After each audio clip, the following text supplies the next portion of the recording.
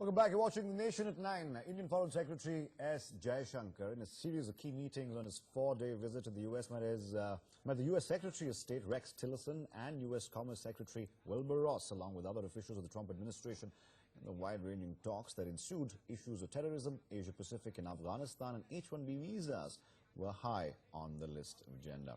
Incidentally, within hours of the meet, yet another racial attack took place and jolted the Indian diaspora. 43-year-old businessman Harnish Patel was the latest victim. Here are the details.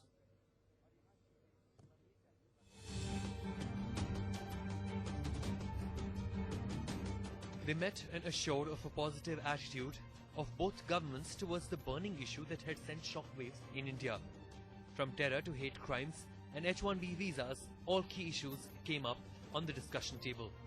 Essentially, what we conveyed was that the H1B was a category of the trade and services which enables, actually helps the American economy to be more competitive. We discussed the challenge of terrorism.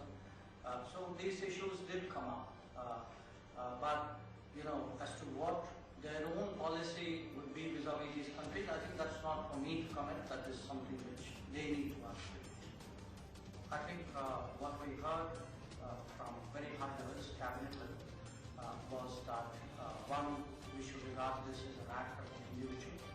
Two, the American justice system was at work. It would bring the perpetrator of this act to justice. Incidentally, within hours of the meet, yet another racial attack jolted India. 43-year-old businessman Harnish Patel is the latest victim. He was shot dead outside his Lancaster home. There has been another Indian who's been killed in the U.S. This, while the administration cannot confirm is a case of hate crime, the fact of the matter is that increasing incidents of crimes against people of various communities in the U.S. is a growing concern for India as well. And Indian Foreign Secretary Jaishankar has taken it up at the highest level. How do they educate the American public about the presence of foreigners in USA, and that a very small percentage are terrorists, and that they are dealing with them? The average American can't make a distinction between Americans and the rest. It's only East Coast of America and West Coast of America which are highly literate. It's a very serious issue because one of the largest communities after the Chinese in USA are Indian. And if this catches on like fire, it's an extremely unfortunate and dangerous trend. So Mr. Jaishankar, not only Mr. Jaishankar, but the whole government of India should give us concrete deliverables in this regard. As the enemies are now rattled by this alliance, will India and US manage to cut a deal which will renew the spirit of humanity? Is this alliance the world's best hope? Your report, NewsX. Joining us tonight, Vivek Katju, former MEA Secretary. On the panel also is Amit, National Spokesperson of the BJP. Joining us is Raymon Vickery, former Assistant Secretary of Commerce in the Clinton administration, I believe. Saurabh Shukla, Editor-in-Chief, newsmobile.in. Thank you all for being here. We're expecting one more guest. When he does join us, I'll introduce him then. Thank you all for being here. Raymon Vickery, let me start with you. S. Jaishankar, Indian Foreign Secretary, met Rex Tillerson. He met Wilbur. On the same day, another shooting happened in South Carolina, although, as the Herald reported, local authorities are not treating it as a hate crime or a race crime. Currently, the investigations are still on. This is obviously a big concern for India, given the fact that there is a spike in hate crimes, racial crimes. With Tillerson and Wilbur, India, of course, has a lot more to talk about. There's a lot more at stake than just the safety of Indian origin Americans in America. And I believe that's what both these officials talked about. There's also talk already of Tillerson coming and visiting India as well. Now, this Modi-Trump tango, as we are calling it, do you believe it's already taken off or is still in the process of taking off?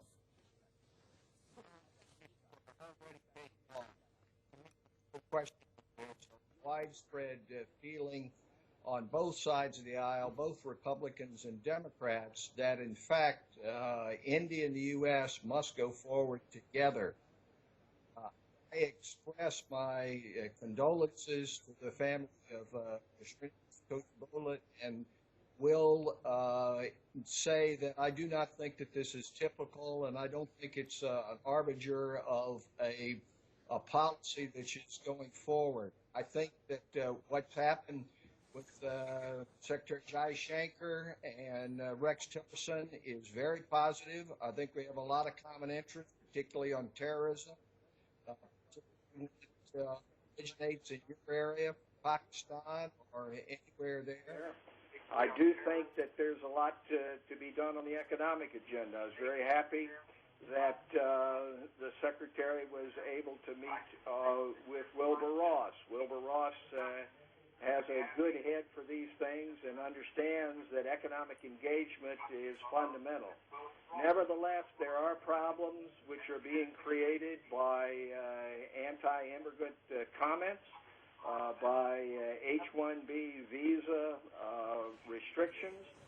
Those have to be met and overcome. But basically, we have the two greatest democracies in the world, in the United States and India. And if we can't work together to solve world problems, then there's very little hope, and I think we will. All right, fair enough. Vivek Katju, I want to take off from where Raymon Vickery left. He, of course, mentioned the H1B visa. Our sources have confirmed that that was indeed a prominent item on the agenda when Rex Tillerson and Jaishankar met, also Wilbur Ross and Jaishankar. And after that, Mr. Jaishankar came out and gave a press conference. I'm going to quote two lines from what he said. He said if the Trump administration wants to bring in more companies and investment to the country and see America growing America needs this partnership, of course referring to India, and said that I think there was a point that was registered. It's an economic issue, a trade business issue. So India, of course, also keeping our expectations firmly grounded, at the same time giving the thrust to the understanding that sudden shocks to the existing regime is neither going to benefit America or American businesses, and of course it will affect us in a negative manner. I think that's a very realistic expectation to have, Mr. Katju.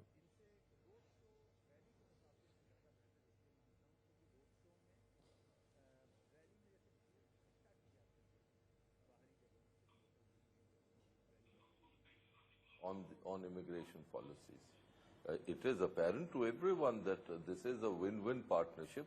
After all, the Indian expertise in America, especially in the IT sector, has benefited America as much as India. But I do not see an easy or an early resolution of this issue because the Trump administration will be driven by its own domestic agenda on this issue, and President Trump has gone so far ahead on this that it will be very difficult for him to retreat. Very interesting point. Very interesting point. Reverse his position in any meaningful way. Very interesting. So I think we have to be realistic on this. But of course, I just want to get in Saurabh Shukla here. I think he wants to come and make a point. Go ahead, Saurabh. I'll go to Amit Malviya after, but Saurabh Shukla, go ahead, please.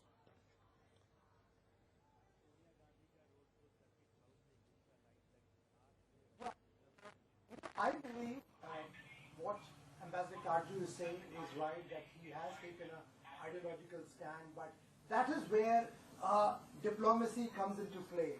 India and the US have a lot of stakes. I interviewed Donald Trump when he was a candidate, and I can tell you my first instinct was that he is a businessman. He is somebody who goes by his gut feel. If he realizes that India and the US, the relationship is there's too much at stake on the Indo-US relationship point, especially on the issue of these attacks against Indians, on the issue of immigration, certainly he will change tack. There is nothing in this world, there is no policy which cannot be changed. He may have an ideological position when he was a candidate. He does have a problem. He has spoken about immigration, but certainly there are other areas in his policy where India can play around. This is what diplomacy is all about. That's what Ambassador Katju and what India is doing. The only thing is that you need to do some creative out-of-the-box diplomacy, use back channels with President Trump and his advisors, make sure that the current administration, the Foreign Secretary has done a good thing by meeting the entire gamut of the U.S. officials under Trump regime. Right. Ambassador Katju, would you like to reply to that? It's a different, slightly different take from what you did. Of course, yes. I just want Ambassador Katju to reply to that quickly before I go to Amit Malviya. Go ahead, Ambassador. Look, whenever an issue gets embedded in an administration's or a government's domestic agenda, and when it is an issue which is deeply connected and resonates with its domestic constituency, as it does in this case, the ambit of operation or the maneuvering space for diplomatic efforts gets severely restricted. Of course, we have excellent diplomats who are engaged in this task, but diplomacy is not a panacea. All right. Amit Malviya, where do you see the efforts on the part of the Modi government with our top diplomat already in the US? He's holding a very important meeting, crucial meetings here. Of course, our concerns about the hate crimes against Indians have been, given to the Americans, and they are treating it right now, both cases, in fact, treating it right now as a localized sort of problem. It's not really, even S. Jaishankar believed that the authorities in the US, both in the Kuchibotla killing and the Harnish Patel killing, these are localized issues, not really a trend across the United States. But I tend to agree slightly more with Ambassador Katju. Don't you think the Trump administration and Donald Trump himself has perhaps gone too far in the rhetoric? And his base seems to be happy with it, happy with the anti-immigration talk, happy with the hire only Americans kind of rhetoric there. It's going to be a tough ask to get Mr. Trump back in the lines of status quo of administrations in the past in the US.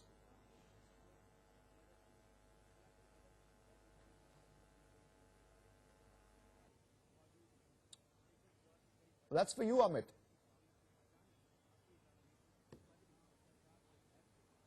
All right, we don't have Mr. Amit quite just yet, so let me just take this to Raymon Vickery then. Raymond, the speech at Congress the other day, the American media went completely gaga, large parts of it, of course, calling it a pivot of sorts. But then there were those who said just because you read a speech off a teleprompter doesn't mean it's really a pivot.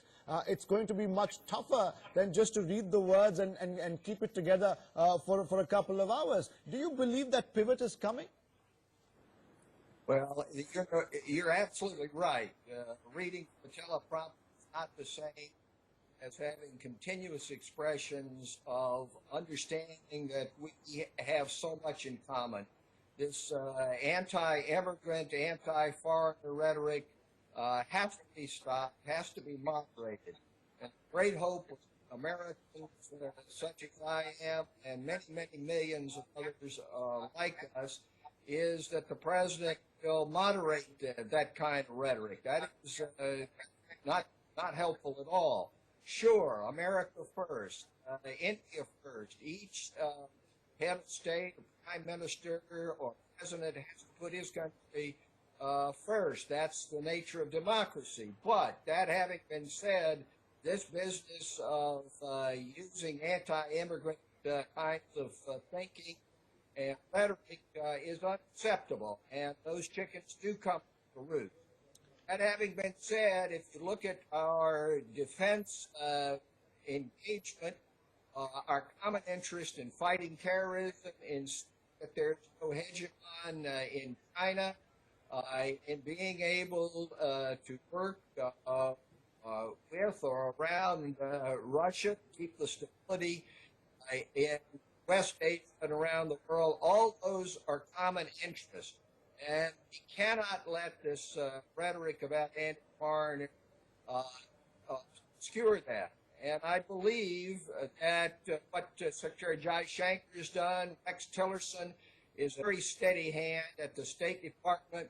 We have the opportunity for cooperation in energy with Rex Tillerson, and I think that we have a lot to build on here. Very quickly then, Raymond, and there are those who believe, and I mentioned this to you before as well, that the core team is put in place, Trump that is, if you look at General McMaster, if you look at Tillerson, if you look at others as well, you know, these people are very status quoists for some reason. Somebody mentioned to me the other day, Hillary Clinton would have hired them. Does that not indicate that Trump wants to keep the really important issues or the really important departments like state, like NSA, say, like defense, in the hands of those that will assure the rest of the world that no matter what Trump says to his domestic constituency, America, as far as foreign engagements and foreign powers are concerned, is going steady as she goes. Do you think that's hoping for too much? I think that that's part of the story, and I think that Tillerson at State, I think Madison at Defense, Mathis at Defense, I think Wilbur Ross over at Commerce. These are men of the world who understand some of the verities and have been tested in the fire.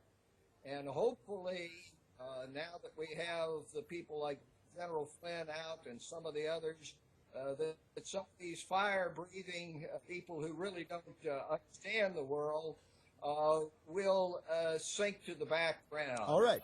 And have more stability. So that's the hope. That's the hope. Saurabh Shukla wants to come in, and then we'll end with Professor Vivek Katju. Go ahead, Saurabh. Yeah. You know, as I said earlier, we will require some kind of creative diplomacy with Mr. Trump.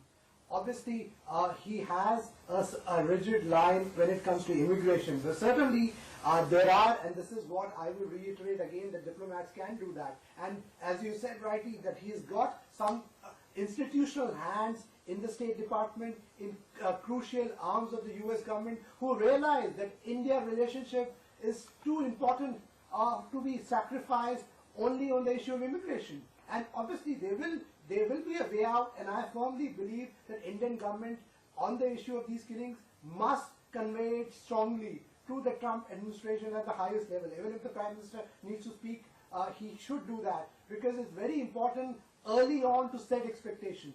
This is the early stages of the Trump administration, and we must make it clear that India does have its concerns if Indian Americans are targeted. Of course, I think that's been conveyed to the US. In a racial attack or a fashion like that, because that will send the right message, and I think still now there is a scope for creative diplomacy here. Ambassador Katju, short on time, but your closing comments. If you can squeeze in Amit Malviya, I will. Amit, apologies again for technical issues, but Mr. Katju, go ahead, please. Look, I think the very fact that the Foreign Secretary got the access to the US cabinet officials that he did, which is quite unprecedented for a Foreign Secretary, shows clearly that the Trump administration wants a very solid relationship with India. And this is not only because of China, but also because of the intrinsic importance of the bilateral relationship.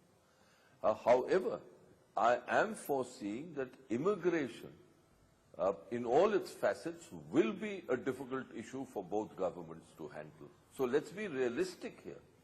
Creative diplomacy, yes, as Saurabh says, but creative diplomacy has its limits. Diplomacy, as I said, has its limits, and we must understand that, especially when domestic constituencies have to be pandered to. All right. And President Trump is doing that even after his election. So clearly, diplomacy is a tool, not the entire game. I apologize to Amit Malviya because we couldn't get to you in time. Now I'm completely out of time, so you will excuse me, Amit, and hopefully forgive me for this. I'll make up for it next time you are on my show. But many thanks to Raymon Vickery, who joined us from the US, as well as Saurabh Shukla and Ambassador Katju.